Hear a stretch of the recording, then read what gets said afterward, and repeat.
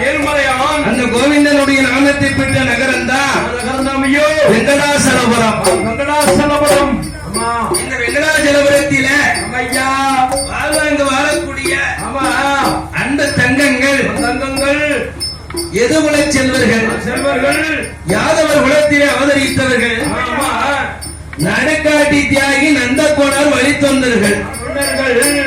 எத்தனையோ குளம் இருக்க என் பெருமாள் நாராயண கண்ணனே வந்து பிறந்த குளம் தான் இந்த ஆயிரம் குளம்.